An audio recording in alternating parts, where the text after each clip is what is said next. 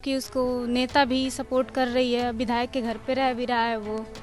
सरकार हमारे साथ भेदभाव कर रही है, उसे नौकरी देने की भी बात कर रही है। किसके घर कथा होता है हिंदू धर्म में? हाँ वही तो। हम आपसे जानना चाहते हैं कि क्या गांव की स्थिति है, क्या इस प्रकार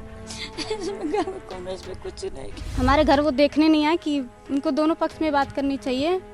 हमारे घर भी आए वो, हम लोगों को भी मिलना चाहिए ना उनसे।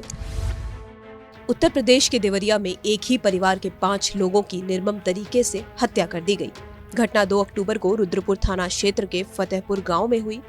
घटना का कारण जमीनी विवाद बताया गया है।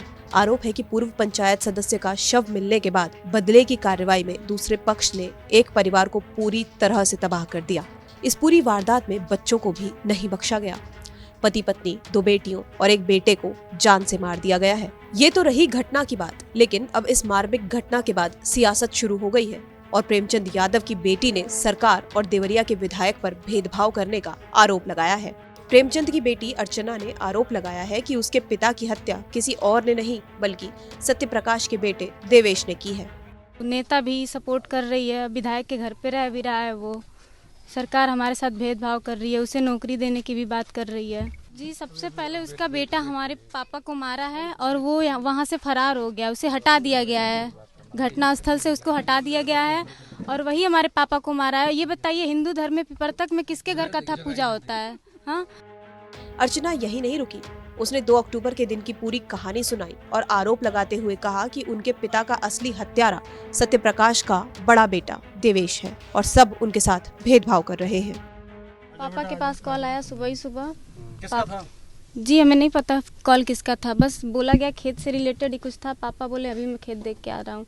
पापा गए खेत में और वो बाइक उसका बड़ा बेटा लेके अपने घर के पास चला गया और फिर पापा बस बाइक लेने वहाँ गए और वो पीछे से वार किया उन पे और वार करते ही वो वहाँ से भगा दिया गया, उसको भगा दिया गया वहाँ से। वार किया था? उसका बड़ा बेटा यहाँ था, बड़ा बेटा? हाँ, बड़ा बेटा था। तो कैसे था, कहाँ था? पिपरथक में किसके घर हिंदू धर्म में पूजा होता है, कथा होता है, ये बताइए।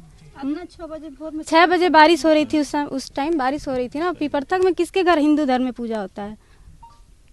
वही सबसे वही है, वही मेरे पापा का कातिल है और उसे विधायक भी सपोर्ट कर रही है। सरकार उसे नौकरी देने की बात कर रही है, हमारे साथ भेदभाव हो रहा है। सरकार हमारी बातों को सुन नहीं रही है, जातिवादी देख रही है। आप लोग क्या चाहते हैं? हम ये चाहते हैं कि उसे जो वो सलमनी त्रिपाठी हैं उसको अपने घर पे बैठा के रखे हैं, सारा सपोर्ट कर रहे हैं वो। और हमारे घर वो देखने नहीं आए कि उनको दोनों पक्ष में बात करनी चाहिए। हमारे घर भी आए वो, हम लोगों को भी मिलना चाहिए ना उनसे।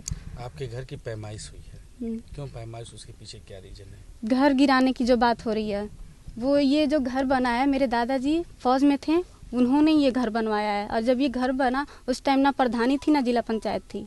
हम लोग बचपन से ये घर को देख रहे हैं। अच्छा, अभी गांव की क्या स्थिति है? गांव में लोगों की क्या स्थिति है? गांव में तो कोई लोग है ही नहीं, सबको फंसाया गया है इसमें। रिलेटिव्स वालों को भी नहीं छोड़ रहे हैं ये लोग, उन्हें भी फंसा दे रहे हैं इसमें। अभी गांव में लोग कैसे रह रहे हैं, क्या हो रहा है? गांव के लोग अब पता नहीं, औरतें ही हैं बस गांव में, कोई जेंट्स आदमी है ही नहीं इस गांव में। पूरी सबकी बहुत बुरी हालत हुई है गांव की भी। हमारे घर कोई अधिकारी नेता नहीं आ रहे मिलने, हमें भी देखा जाए ना, हमारी बातों को दबा दिया जा रहा है, पूरी दुनिया तक पहुंचने नहीं दी जा रही। देवरिया से गौरव कुमार पांडे और राम प्रताप सिंह की रिपोर्ट, यूपी तक।